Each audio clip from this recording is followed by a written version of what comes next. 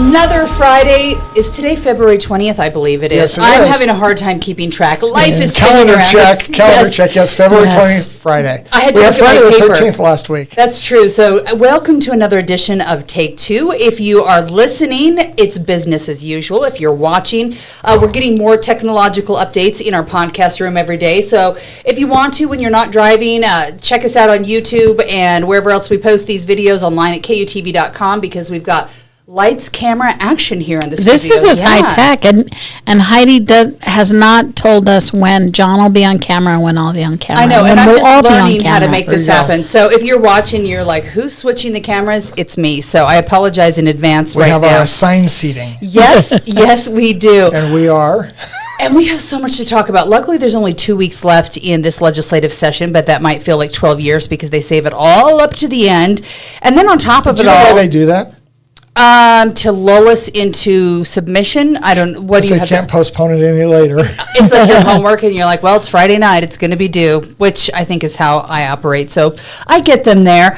First up, I wanted to mention that the Supreme Court ruled today on President Donald Trump's tariffs in a 6-3 vote, saying that he could not use his executive powers as he has. So, Hashtag obvious. Hashtag called that one. Yeah. So, but the interesting problem is, which I'm interested to hear your takes on this, is what happens. He did come out, he held a news conference afterwards, and he said, too bad, now everybody's getting a 10% tariff on top of whatever's going on. So he's not giving up on tariffs. The question is, He's a tariff guy through and through. how do you put the toothpaste back in the tube? Maura, I think this will go to courts now, where if you wanted to sue to get your tariff money back, you could. I'm guessing most little guys can't. I don't know if this is going to be the Costco's, Walmarts, and Targets of the world, or what happens now. Yeah, I think from an economic perspective, you don't put the toothpaste back in the tube. What's super interesting about this is Trump's foreign policy and his domestic economic agenda is tariff. And he's been wielding tariffs, as he is wielding most of his power, as though it is Trump's and not the United States of America. And that's sort of what will be interesting is United States of America has a Congress and an executive branch, and all these things matter. And so the one question will be politically, will Congress step up and start to reassert their Which role? they could have already, too. They just have chosen absolutely not could have. to. And the politics around it are that we've decided, whoever we are, has decided to be afraid of Trump and his threats. So does that change that dynamic at all? Does this give courage to it? I think he is going to, as we've already seen, go just crazy. The next point we'll see him go crazy, I think, is going to the State of the Union on Tuesday.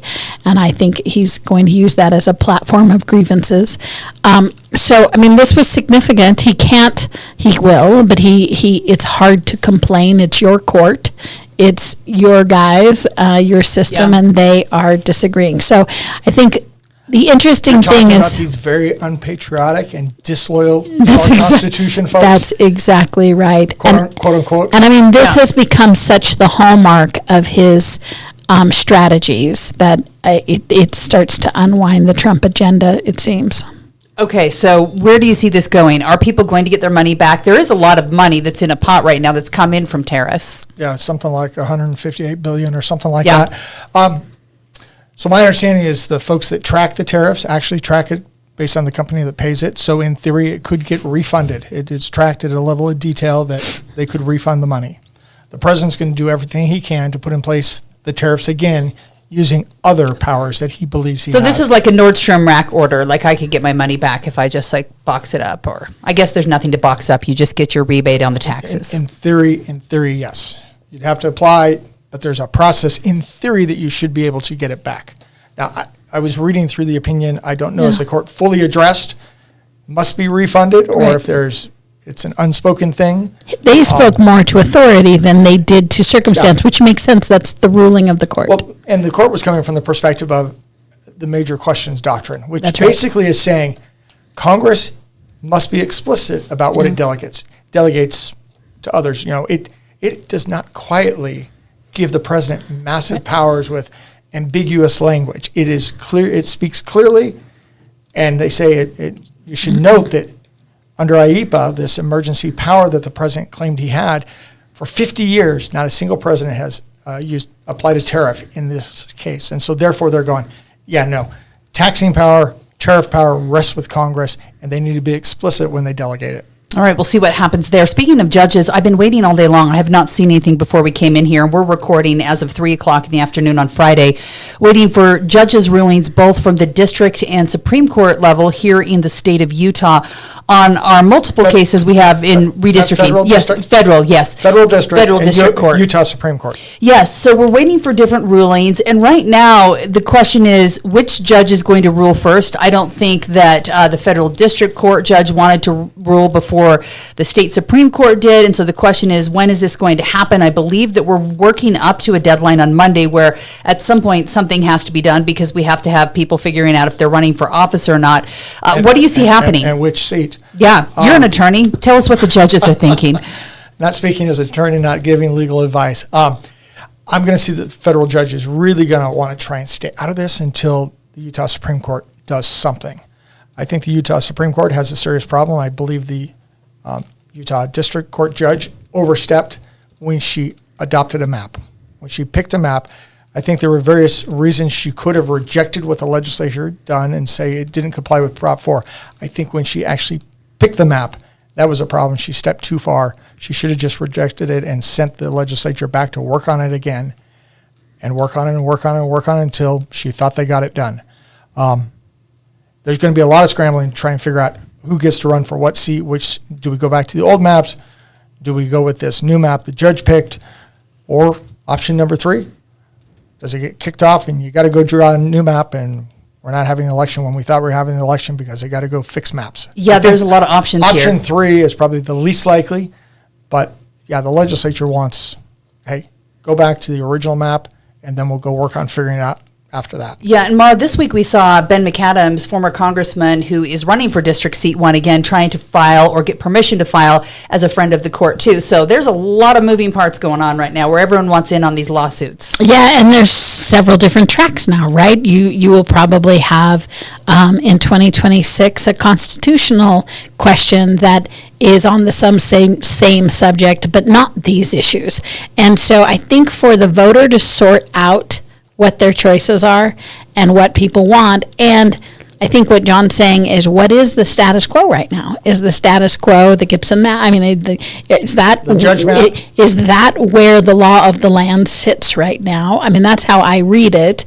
That is, if we trip the deadline for next week, and let's say that's the law of the land, you still have many, many people disagreeing with the justice of that. So you would then hold an election, or maybe not. You maybe stop that election.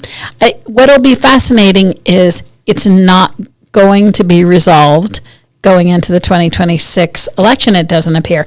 If you count the election being when filing closes and when campaigning starts. I don't mean maybe election day, but for many of us, we're at the deadline where the election will formally start. We will know who the racehorses are, what race they're running in, and I think that it looks like inevitably that will be in dispute. I did appreciate, I mean, I think there is a path to the current ruling, but I will say I did appreciate the federal judge saying, come on, Utah State Supreme Court, we need you to weigh in on this issue. Yeah, and why they're waiting till the last moment again is questionable because at some point, decisions have to be made. So that's why I was thinking, okay, maybe today we're going to see something, and it's also hard for us to find those rulings. It's not as easy as when we're looking up in our normal district courts, but sometimes those filings that come either from federal district court or the Utah Supreme Court aren't filed until 24 hours later, which might, even if a ruling's made today, wouldn't be till Monday when we saw it, unless you have a special in the court. So neither of you have heard any secrets, right? No, I do not have any special ins with any of the justices, so we will be watching. I did laugh, though, when Ben McAdams was complaining about gerrymandering, when I look at the map and go, it's clearly a gerrymander, this new map. And so gerrymander is all in the eye of the beholder, as we've talked about in the past. Yeah, which is the argument we keep hearing about when people are knocking on doors trying to gather signatures, and they're like, well, they said we're trying to beat gerrymandering, and Democrats are like, that's the whole purpose of the other side. So everybody's definition of gerrymandering is different and who does what. Last week, Maura, you said that you didn't think that the Utahns for representative government, I got to remember, the thing. would make it. They haven't yet. I just want to be clear. And we still have, They were going to get at least enough signatures to get in the door? I didn't, and I'm not, they filed 200,000. Ish, over, give or take, whatever that number 200 and 280 are the numbers that I've heard. So we'll I mean, find 280, unless you were truly just sitting around making up signatures, you're going to make it. I mean, 280 is enough overage. 200, we'll see if it's enough overage. It sounds like it is. I still find it odd that they have not declaratively said, we know we have this many certified, because again, the technology is there. So I'm still like, why aren't you guys just definitively telling me how many qualified signatures that you think you have as a campaign? Or, yeah. Okay. Yeah. Because it takes the clerks a while to process it. Sure. But the technology is that the campaign likely knows their qualified number. Now, you've got to sync that with the official number, but you have the means now to sync that. I think it'll be interesting because, as a reminder, you've got the clerk's deadline to count, and then the deadline to rescind is another almost a month. I mean, you've got another. Well, isn't it like 45 days? Yeah. So it will be a bit of time before we find out, and then this will again likely be one of two, if not three, things on your ballot for 2026 about this subject. Another reason to show up to vote. So the count as of 9 o'clock this morning, and that's probably a day delayed from the counties getting it to the state, is 117,114 verified signatures so far. Did they indicate which? Because isn't it 26 counties? 26 or I 29? didn't look Senate at the districts, counties. yeah. Senate districts, yeah. Yeah, I didn't look at that number. I should have before I came in here. I haven't seen the distribution numbers. Yeah, so they're definitely marching in the right direction. I think a lot of people were in shock and awe mode because they were following people online who were doing the math and saying they'll have to get 6,000 signatures a day. There's no way you can do this. We had Rob Axton on the podcast just a couple weeks ago, where he didn't give us any firm numbers then either, but he was saying that they had a lot stored up. They hadn't turned any in over the holidays, and so there was reasons why there would be lags. Also, and people had them and just hadn't submitted them in yet. Plus, I would think that there's a little gamesmanship in this too, because if you're wanting to get that overage for just in case, you don't want to say that you've got the signatures you need, because then people aren't going to give up their Friday or Saturday at the last minute to make sure they come sign or help with you. So there was probably a little bit of politicking going on in there too. Absolutely. A little strategy to try and not let folks know exactly where you were, but there were a lot of folks working Saturday and Sunday just to get over the finish line. Yeah. I did think it was curious that for the first time in my experience, the state agreed to stay open. We've had many deadlines that fall on Sunday, and you either give the grace of Monday, which we have precedents that they've given the grace of Monday, or we have tons of precedent where the state, the county, the governmental jurisdiction says, too bad when your deadline falls on a Sunday. Your deadline falls on the practical day. I thought that was curious, and by curious, I mean sketchy. No, the lieutenant governor, usually they extend it past. Right, to the Monday. Well, the next business day. Right. Which ended up being President's Day. Oh, that's right. Better said, yeah. Yeah. So, and the LG responded to me and just indicated in 2025, the law changed to not give any more grace to when that was going to take place. But we opened up government buildings on a Sunday, so we gave grace, which was that's extraordinary. Yeah, well, my understanding is that was just what was required based on what the new statute said. Yeah, and the interesting thing is I think that lawsuit that was filed and then lost pretty quickly was filed because there were fights going on at specific county clerk offices where some were like, sure, we'll come in on Sunday and we'll accept your boxes. We'll be there from 4 to 5 p.m. And some counties were like... So now when a deadline hits, the statute indicates that it will be open on Saturday and Sunday. That is standard law now in Utah? Something like that when it comes to these type of issues. There's a certain date, and therefore the clerk's office will be open on that date. That'll be interesting if when it is a Democratic issue that is held to be true. Because only Democratic counties will open up their doors. But I just think it's curious. But yeah, once a precedent's been set, I feel like they're going to have to follow that. So I mean, that's not necessarily true in the great state of Utah, but it will be interesting to see. Yeah, it's true. I know. So we'll be watching that one closely. So we've got a few more weeks to go before we have some real answers on that. Some of the things we want to talk about on the Hill right now is a bill that we talked about with Speaker Schultz while he was in here. There was some farm word swearing going on. On the show? On the show, Wow. yes.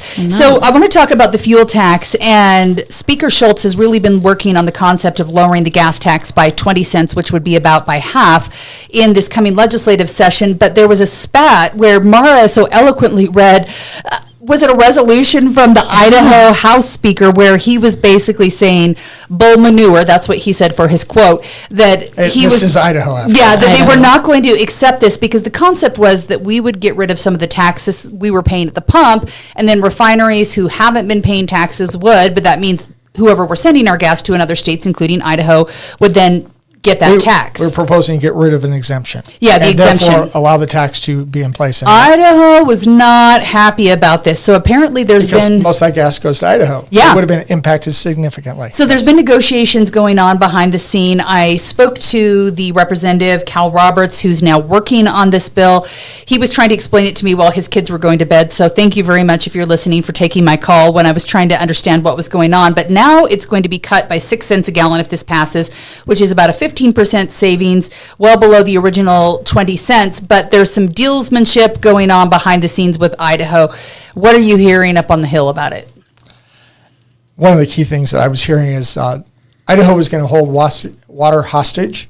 They were going to from the Bear River, not let water go into the Bear, down the Bear River. They were going to keep it in Idaho and ultimately not let it go into the Great Salt Lake because they were so ticked off. So they were going to withhold water as we were going to impose a gas tax, and that was the feud that was starting to fire up. So I think what we'll hear on Monday is an announcement of a win-win-win. Yes, a news conference set with everyone smiling. And there is a news conference set. The governor's office got very aggressive, meaning jumped in to the conversation with Idaho.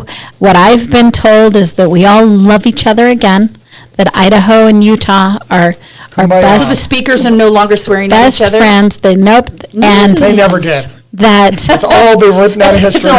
What are you talking about? We almost had to make a PG-13 mark on this throwing podcast down because of that. Yeah. So my understanding is on Monday we're going to hear that there's a resolution. The resolution will have the big buckets you talked about. There'll be a reduction in the state tax. There'll also be a commitment by the refineries to increase the production here as well as the distribution here. For those of you who are interested in air quality, that might be a little stressful because I don't know that we want increased refinery. For those who are just interested in the price at the pump, in theory, you should be increasing, and my understanding is that it's not an insignificant amount, and that we will have increased production of our local refineries. Therefore, not only will we get some relief at the pump from a tax basis, but we'll also get some relief at the pump because of a supply and demand issue. That's what the speaker's So the been focused refineries on. could be doing more. They haven't been doing more, and now we're grounding them and saying you I need to believe work that's harder. what we're going to be The concern is the told. the amount of production. Yeah, And then distribution goes to Idaho or someplace else. So now it would be local distribution. And then I have also understood that not only are we squared away with water, that we are in a better place than we even ever were before. Excellent. Yeah. We're back to the best Great Salt Lake ever. Yeah, except, of course, the pollution issues and the increased dependence on fuel. You're such a downer. You're such a downer.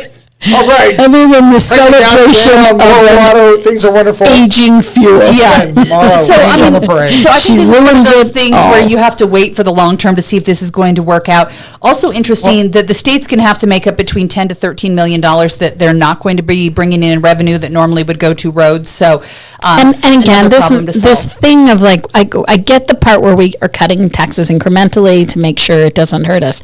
But I think one of the interesting discussions that I've heard now as we head into the last 2 weeks of the session is, are we getting closer and closer to the bone? Are we getting closer to hurting services and not cutting fat? And I think that becomes an interesting question. The other thing I just always want to give a shout out to that our listeners know is that fees are often They're a tax too. I feel like they're a tax. They may or may like not we're be. getting a little And more how we impose it. Yeah, I feel like now we're in synonym land, and I'm like, well, but wait, guys, we read them all. We know that's still a tax. I know. I was looking up taxes today, comparing some gas prices, and Utah's gas prices and their taxes compared to California are crazy. But when I was breaking it down, we basically have a gas tax in Utah, but in California they have a gas tax and then a gas fee, which makes it even more. And I'm like, guys, you're just trying to trick us here. That's a tax as well. Have you seen the price of gas there? Yeah, it hurts. Every time I visit my daughter there, I'm like, you guys pay $5 a gallon all the time to get to work. So let me flag just a couple things historically. First of all, back in 2003, I was flagging on the Transportation Planning Task Force that the gas tax was slowly dying. It was going to be dying over the next many decades as cars become more fuel efficient. Right. And we have alternative fuel vehicles. They were few and far between back then. Now electric vehicles are pretty rampant everywhere. We're fueling at home. We're bypassing the taxing mechanism. And so the pressure of how are we going to fund infrastructure with a dying gas tax?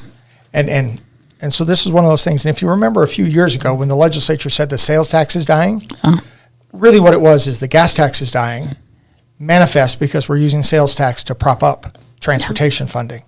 So that's kind of the history of what's going on. If you're really interested in history, President Eisenhower wanted the interstate to be a system of toll roads.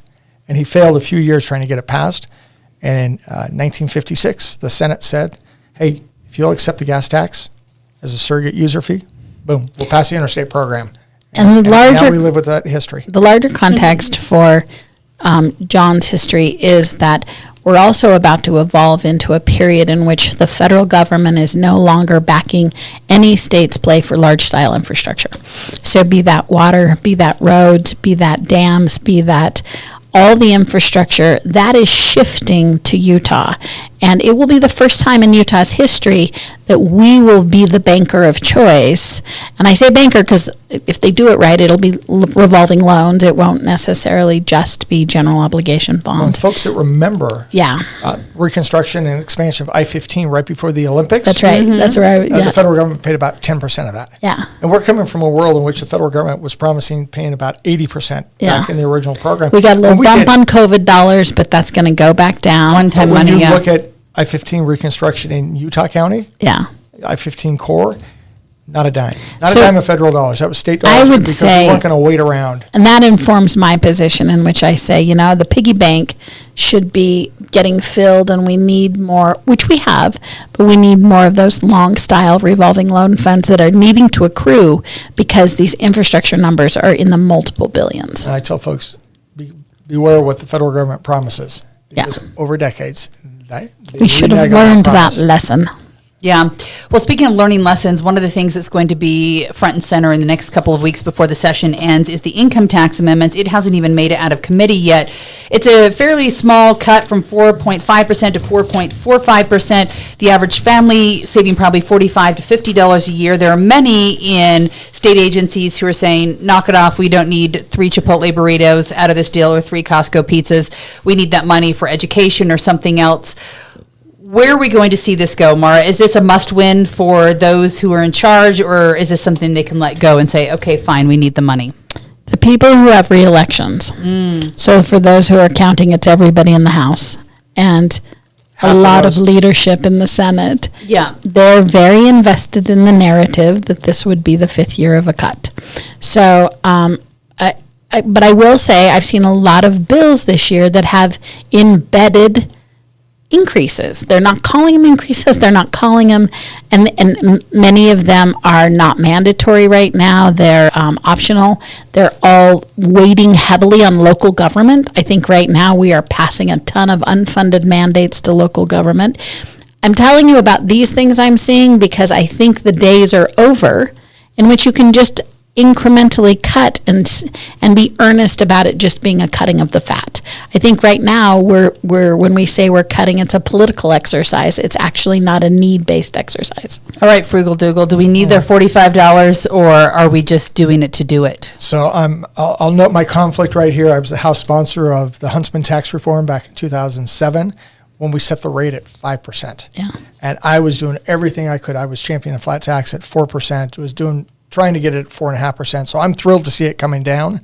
And so I think that's good. I think it sends a message economically to those that want to come and invest in Utah that we're not going to punish their capital like it's taking place in other states where we're seeing that wealth flee and go to other states for investment.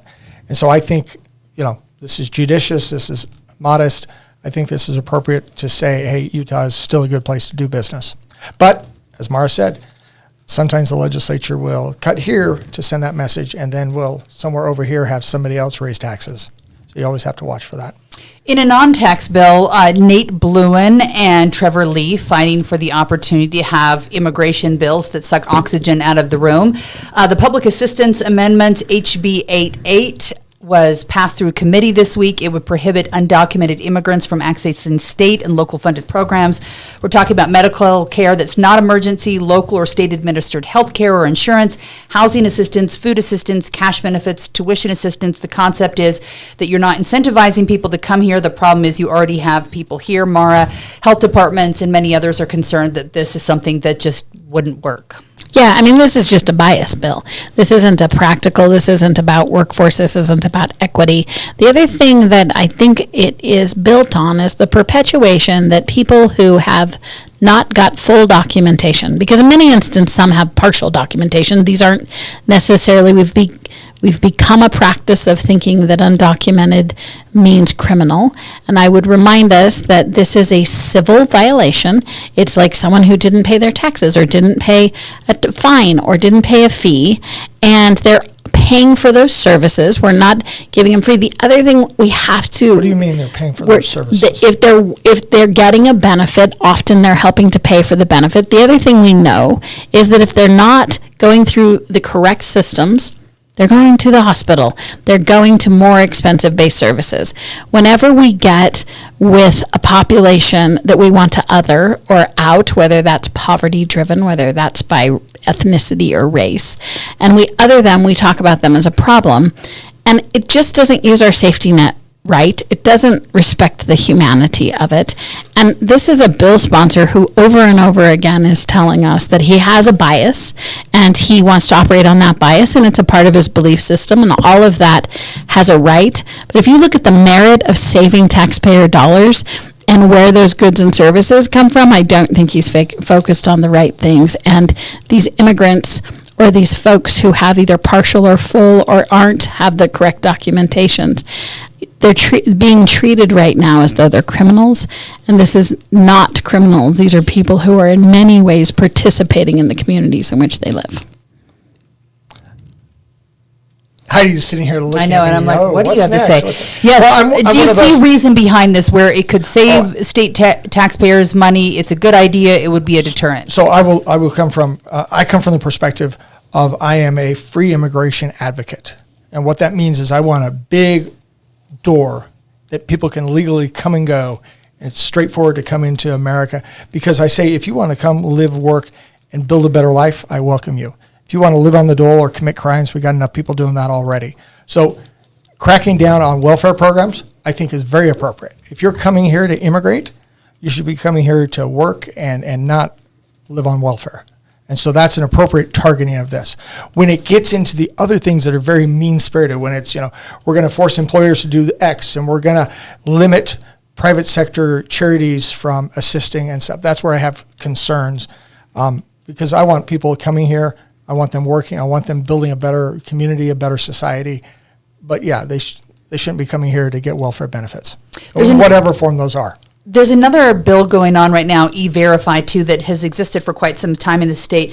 This one is a bill, House Bill 294, that could change how small businesses deal with it. Right now, I believe companies with 150 or more workers have to deal with E-Verify. This would lower it to 100.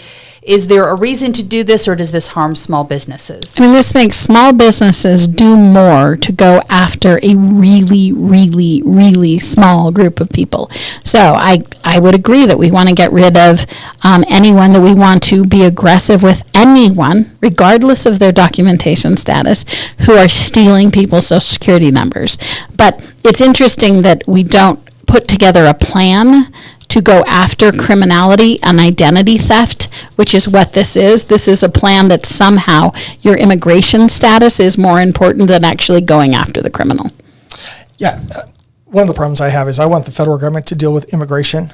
I do not want to force business to become immigration officers. And so that's one of the concerns I have with E-Verify. If I'm an employer and all of a sudden there's something questionable in there, I may say, Heidi Hatch, Sounds like American. Good. Even though there's problems with E-Verify, I'm going to go with that. Maura Carabello, that might sound like an immigrant name. I'm not so sure I want to take that risk. Sorry, Maura, we're just not going to hire you. You're probably okay, but and I I've just don't want to tricked take you the because risk. I'm a first-generation American. Yeah. Yeah, there you go. But see, But I mean, like we don't have. I mean, get some folks getting into this. When we But say if it the federal doesn't sound American, we mean it sounds Hispanic. Like right? Like Or Italian what or sounds American to us?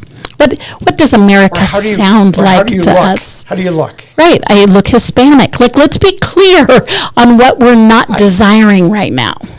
That's my contention. Right, and that's where bias comes in. I don't think business should be in that business, if you will. I think if the federal government is going to enforce then that would apply to both of these. I mean, goods and services should just be allowed as long as you can show you're eligible for those goods and services. All right, we'll see where those bills go. Did you guys pay attention on Sunday? Also, while they were in the middle of gathering ballots at our offices that were open to gather those in from the Utah GOP, we had a mini nuclear reactor flying in from California to Hill Air Force Base. Oh, no. It headed to southern Utah. There were a lot of people freaking out, and they were like, oh my gosh, was that safe to put it on a plane? And when should I stay off the road? So there's still some nervousness around nuclear. Strangelove, Yeah. How I learned to love the nuclear reactor. But there's a lot of focus around energy. There has been for the last couple legislative sessions. There has been in Congress. There's been focus from the president. We're all using AI. We need more energy. Maura, is this a step in the right direction, or was this a dog and pony show in your mind? I think it's just really interesting. I think what I am a fan of small modular reactors being used for clean energy, but they're not all the same. I have one at home. In fact, I carry one in my car. You have your own nuclear reactor? I carry one with me wherever I go. But there are lots of different kinds. Those different kinds generate different kinds of waste. What's interesting about this is that it is different than our general conversation that we're having about data centers and what would be local county jurisdiction land use. I mean, the state won't pick the site. More than likely, who will be picking sites are counties. What's interesting about this is actually part of a federal initiative to talk about being ready for war in a generation where warfare is often involving more data too.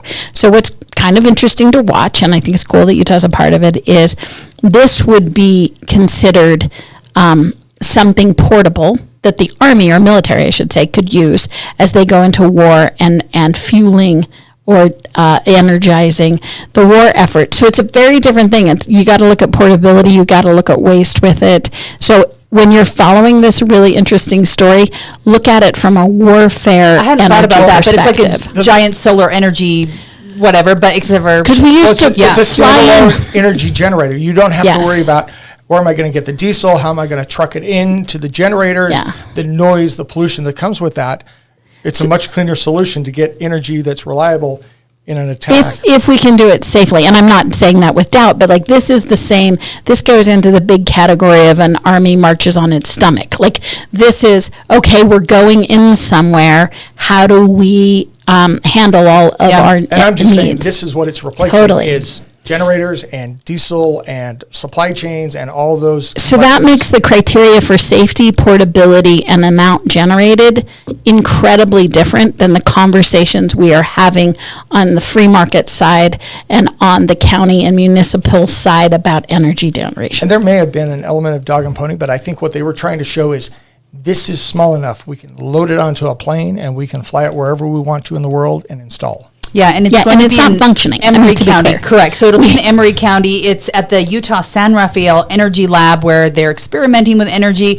It's small. It's not something that's automatically working, and so we'll have to be watching to see exactly how this works out. But it's a step. SMR has not gone to scale in America. So I'm kind of excited about a few versions of this, but we are not at market scale. So these are all just really early first steps. I love the fact that we're experimenting with it now after decades of being afraid of it. Yeah. Artificial fear. And I like that Utah is a part of this conversation because I think everybody knows we need more energy and we have to figure out what the next step is. So I think it's cool that we're in the middle of it. Cool to see the plane come in with it. Also, did you guys see the Antonov come in this week? The giant Some plane? pictures of it. Yeah, so it came into Salt Lake International, and I was trying to figure out why the heck it was coming into Utah because it's a massive transport plane. It's not a military jet. And someone with the Royal Netherlands Air Force Space Force messaged me and said, hey, it's us. We've got 4 or 5 more trips coming in. I don't know exactly how many, but they're for what purpose? They are training right now at Hill Air Force Base for the next 5 weeks in a joint operation. So they're flying in maybe their small nuclear reactors. I don't know what they put on their planes. I'm making that up. But yeah, it was kind of cool seeing that. So if you hear this huge plane outside your house again, look up. It's probably the Antonov. So something cool to look forward to in the days to come. There you go. Yes, as we finish up this session, what are you watching? What am I watching? Budget. What's really going to shake out at the end of the day? Yeah, it's. We went through a 5% budget cut exercise, revenue projections, all sorts of things, and at the end of the day, it's lots of folks looking to say, okay, we've got this valuable program, we need to increase here, and what will shake out. The legislature, the first responsibility they have is to set a budget, and it's what will shake out in the last few days of the session. Is education losing money? No. Education always gets more money. That's just the nature of the beast. They just more and more and more. And as John said well and knows this better than anybody, the tipping point was yesterday, in which we've got our first of probably another 2 rounds of what's our real budget. And now we're about to switch into the last 2 weeks, which is more appropriations, less discussion of more executive appropriations. Right. The subcommittees have done their work. Yeah. And it's now in the hands of a committee, handful of a couple of people. Leadership.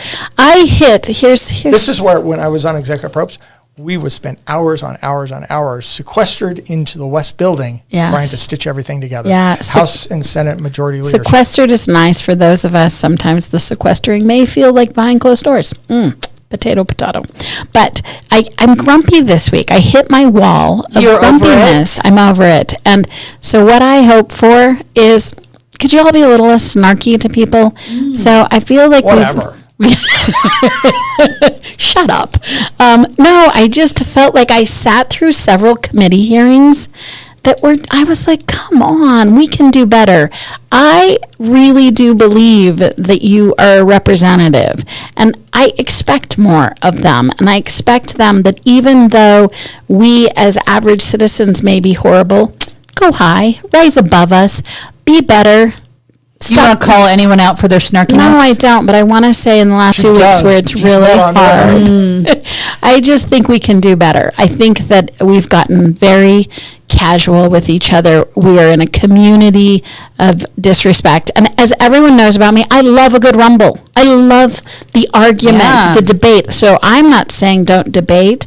I'm just saying, let's just do it with red and powdered wigs. Let's do it fancy. Let's just be like a little more respectful. Let's act a little bit more like representatives. I need that reminder. I'm sometimes snarky to people on social media when I'm sick of what they're saying. And it's hard. I'm like, ugh, be nice, Heidi. And then I need like a 10-minute rule before I respond to people on social media. Like, I'm not great at this. That's why I'm saying, let's all be nicer. I think we can do it. 340,000. Yes. 1,000. That's going to take a while. I'll give up and just be nice. Fine. I can't count that high. All right. Well, we've made it to the weekend. Are you watching the Olympics? I'm not saying this because we don't have it on our channel, but my work lifestyle makes it so I don't watch the Olympics. I feel like when you work at night, I work generally from about 1:30 or 2 in the afternoon till 11 p.m. And that's generally when things are on TV and you're watching it. And I have a TV on my desk, but I get busy and I forget to turn it on. And I'm not in the habit of turning on the TV when I'm home in the morning because I feel like it feels wrong to sit down and relax before work. So I don't watch a lot of it, but I see the highlights online. I'm just kind of curious what it means about, us hosting the Olympics and Utahns always watch higher. When you look at the ratings, I think like 60% of people across the country are watching, and it's 64% here in Utah. So Utahns love watching the Olympics. Are you watching it at the Carabello? Yeah, we've been watching. Okay. I love a good sporting event. I love getting into that. Yet last couple of days have been great. They've been epic. The women's figure skating. That was fun to a see. good Yeah. Olympic moment. The women's hockey team, great Olympic moment. Awesome. Yeah. And there's some fun brothers for one of, I don't even know what position she plays. I'm not good at hockey, but the Wynn brothers, their youngest sister plays, and they're hilarious online. So I've been watching all the fun with it, but I haven't watched a lot of the actual sporting events, so I feel like a bad person. I was a little My daughter's surprised. not into sports, and she has watched a lot of, especially women's sports. The backstories are worth watching, and then you get So really involved. So last night with the figure skating, and Yeah. she was just when the U.S. took the gold, she was just loving that. It is fun. I think it's the human struggle, the cool stories about overcoming and doing awesome things, and then you watch it and you walk away and think, oh, what can I do to try a little harder? So maybe we should watch the Olympics to inspire us all to be better people in general, because they're all doing awesome things. So thank you so much for listening. If you are up at the legislature and the legislative session, be nice to people. Don't be snarky. Pass some bills, only good ones, whatever those Watch are. the budget. That's right. Watch Only the good ones. budget, make good decisions, and we'll be back again next week, hopefully with some decisions from the courts on our congressional races and some finality that we could all use right now. So thanks for listening. Give us a rating, and we'll be back again next week.